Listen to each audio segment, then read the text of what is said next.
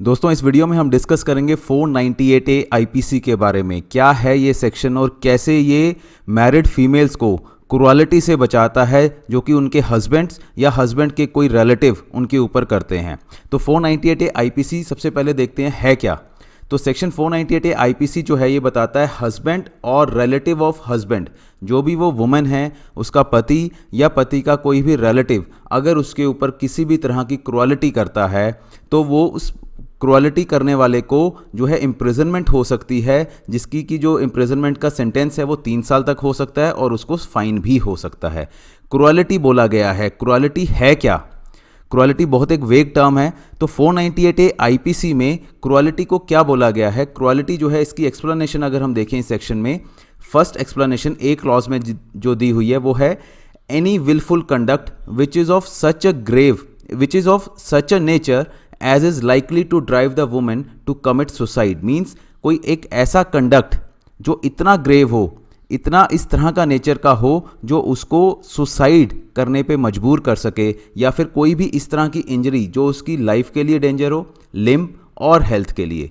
वो जो क्रूअलिटी है वो मेंटल भी हो सकती है, फिजिकल क्रूअलिटी भी हो सकती है। मींस मानसिक तौर पे भी उसको अगर किसी भी तरह से उसके ऊपर शोषण हो रहा है उसका, या फिजिकल उसको पीटा जा रहा है, मारा पीटा जा रहा है, कुछ भी इस तरह से, तो दोनों चीज़ें इसके अंदर आती है। ठीक है, तो ये ज़रूरी नहीं है, एक मिथ रहता है जनरली कि अगर डाउरी के लिए हरास किया जा रहा है तो ही 498A होगा। ऐसा नहीं है। किसी भी कंडक्ट द्वारा अगर उस वुमेन को सुसाइड करने पे मजबूर किया जा रहा है, या फिर इस तरह की ग्रेव इंजरी है कि उसकी लाइफ को, लिम्ब को, हेल्थ को किसी भी तरह से चोट पहुंचाई जा रही है, तो 498A आईपीसी में वो एक तरह से पनिशेबल ऑफेंस बनता है। सेकंड क्लोज जो है इसका एक्सप्लेनेशन का, क्रूअलिटी का मतलब डेफिनेशन दी हुई है ये, harassment of the woman where such harassment is with a view to coercing her or any person related to her to meet unlawful demand for any property or valuable security। Means उसको harass करना या उसके किसी भी relative को harass करना, उस female के किसी भी रिलेटिव को हरास करना, क्यों?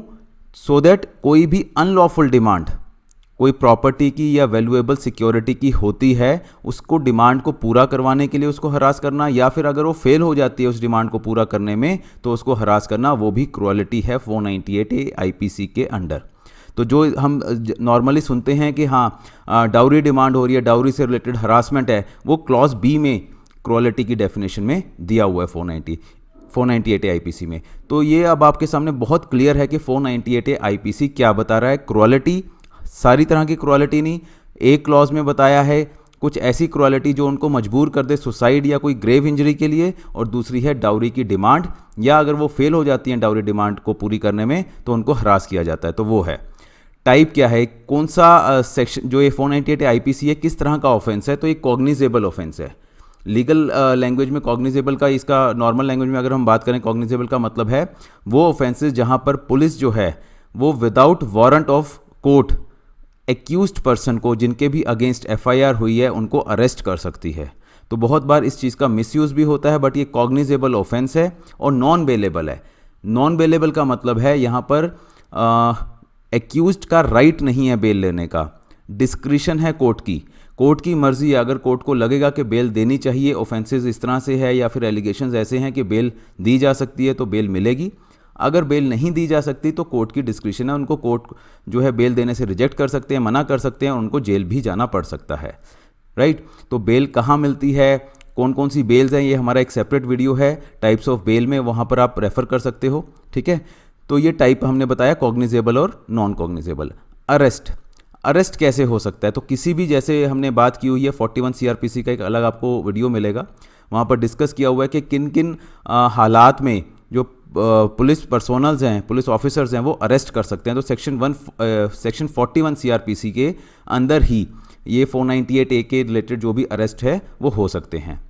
ट्रायबल बाय विच कोर्ट, कौन सी कोर्ट जो है इस तरह के मैटर्स को डील करती है? तो मजिस्ट्रेट ऑफ फर्स्ट क्लास, या जनरली इनको लोअर कोर्ट बोल देते हैं। क्रिमिनल जो लोअर कोर्ट में होते हैं मजिस्ट्रेट फर्स्ट क्लास, वही जो कोर्ट्स हैं इन 498A के ऑफेंसेस को, जो उनका केस चलेगा, ट्रायल चलेगा, वो चलता है।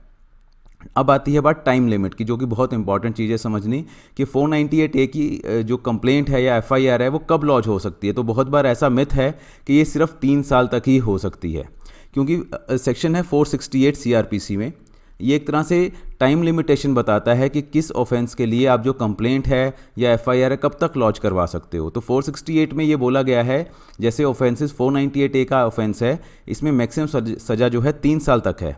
तो 468 के अकॉर्डिंग अगर देखें तो जो है टाइम लिमिट आपको मिलेगा, ठीक है, कि टाइम लिमिट है 3 साल तक, जब तक कि इसकी कंप्लेंट या एफआईआर लॉन्च करवाई जा सकती है। बट इंटरप्रिटेशंस हुई हैं सुप्रीम कोर्ट के द्वारा, जजमेंट्स आई हैं, उसमें बोला गया है कि 498A आईपीसी का जो ऑफेंस है वो कॉन्टिन्यूइंग ऑफेंस है, कि उसमें जो फीमेल है उसको एक तरह से मेंटल हरासमेंट तो डेली फील करनी पड़ रही है, डेली फेस करनी पड़ रही है।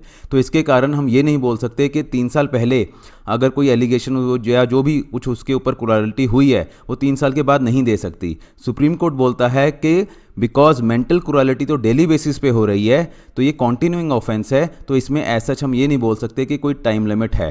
तो बहुत बार केसेस देखे गए हैं 15 साल बाद मैरिज के, 20 साल बाद मैरिज के, 24 साल बाद मैरिज के भी एफआईआर्स हुई हैं, कंप्लेंट्स दी गई हैं, राइट। तो इसमें 498A आईपीसी में जो 468 का प्रोविजन है वो डायरेक्टली एप्लीकेबल एक तरह से इंटरप्रिटेशन के अकॉर्डिंग नहीं हो पाता। आगे हम देखते हैं कोर्ट्स क्या बोलते हैं। अभी एक कलकत्ता हाई कोर्ट की रिसेंट एक जजमेंट है, उसमें एक हस्बैंड ने अपनी वाइफ को डार्क कॉम्प्लेक्शन के लिए कुछ बोल दिया या उसको टॉन्ट किया, तो वो भी कोर्ट ने बोला कि वो क्रूरल्टी है वाइफ के लिए और 498A आईपीसी में वो पनिशेबल है। सुप्रीम कोर्ट ने अभी एक अपनी जजमेंट में ये भी बोला कि ये ज़रूरी नहीं है कि जहाँ पर क्रूरल्टी हुई है या फिर जहाँ मैट्रिमोनियल होम है वहाँ पर ही सिर्फ 498A की कंप्लेंट डाली जा सकती है। बहुत बार देखा जाता है, मान लीजिए मैट्रिमोनियल होम है दिल्ली में, हस्बैंड और वाइफ रहे दिल्ली में, जो भी क्रूरल्टी के इंस्टांसेस थे कि मुझसे दहेज मांगा या मुझे मारा पीटा गया, वो दिल्ली में हुआ। बट वो जो लेडी थी वो रहने वाली थी सपोज़ जयपुर की, तो वो जयपुर जाके फाइल कर देती है कंप्लेंट। तो कई बार क्वेश्चन उठता है कि वो जयपुर में तो कोई भी इंस्टांस हुआ ही नहीं क्रूरल्टी का, तो जयपुर जो है एफआईआर नहीं होनी चाहिए जयपुर में। बट सुप्रीम कोर्ट ने बोला कि जहाँ पर भी वाइफ रहेगी अपना मैट्रिमोनियल होम छोड़ने के बाद, वो कोर्ट भी 498A आईपीसी के अंडर ये जो कंप्लेंट्स हैं इनको एंटरटेन कर सकते हैं, ट्रायल चल सकते हैं। तो जहां वाइफ रहेगी या फिर जहां वाइफ चाहेगी, अगर इनडायरेक्टली बोलूं, तो वहीं पर 498A की कंप्लेंट्स फाइल की जा सकती हैं, ट्रायल चल सकता है। तीसरा पॉइंट है इसमें, complaint need not to be filed by the women subjected to cruelty herself. मतलब जिसके ऊपर क्रूरल्टी हुई है, ज़रूरी नहीं है कि वो फीमेल ही कंप्लेंट फाइल करे, उसका कोई रिलेटिव, उसका ब्लड रिलेशन में भाई बहन, फादर मदर, कोई भी कंप्लेंट फाइल कर सकता है। एंड द लास्ट थिंग जो उनसी बहुत इंपॉर्टेंट है, डिले जो है मैंने आपको बताया, डिले अगर होता भी है तो सुप्रीम कोर्ट ने बोला है कि कॉन्टिन्यूइंग ऑफेंस है, तो जो भी कोर्ट उसको डील कर रही है तो उसको सिंपैथेटिक वे में देखे। कि बहुत बार होता है कि फीमेल्स जो हैं डर के मारे या फिर उनके पास रिसोर्सेज नहीं होते, वो अपने आप को संभाल नहीं पाती, तो डिले हो जाता है एफआईआर लॉन्च करवाने में। तो ये मेन चीज़ें हैं जो 498A के बारे में आपको समझना है। और अगर आपके आसपास किसी भी तरह का कोई क्रूरल्टी हो रही है, जेन्युइन क्रूरल्टी, फेक क्रूरल्टी या मिसयूज़ ऑफ लॉ हम कभी प्रमोट नहीं करते, तो अगर कहीं जेन्युइन किसी फीमेल के साथ ऐसा हो रहा है तो काइंडली आप उनको अवेयर करवाएं उनके राइट्स के बारे में, उनको हौसला दें कैसे वो अपने राइट्स के लिए लड़ सकते हैं, और जितनी भी आप हेल्प कर सके उनकी करिए। हमारे एंड पे अगर आपको कोई भी कंसल्टेशन चाहिए, आप फ़ोन कर सकते हैं, व्हाट्सएप के द्वारा अपॉइंटमेंट फिक्स कर सकते हैं, हम आपको ड्राफ्ट करके दे देंगे आपकी पिटीशन। कोई भी रेलिवेंट जजमेंट आपको चाहिए वो सर्च कर सकते हैं हम, राइट।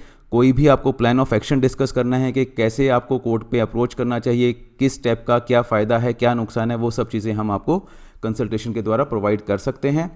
हमारा वीडियो आप सब्सक्राइब कर सकते हैं, कुछ ना कुछ आपको हम नए जो है लॉज़ के बारे में बताते रहेंगे, डोमेस्टिक वायलेंस एक्ट के ऊपर, मेंटेनेंस के लॉज़ के ऊपर, 498A के लॉज़ के ऊपर। और ये हमारी कॉन्टैक्ट डिटेल्स है, आप हमें कॉन्टैक्ट कर सकते हैं, अपना फीडबैक दे सकते हैं। Thank you very much.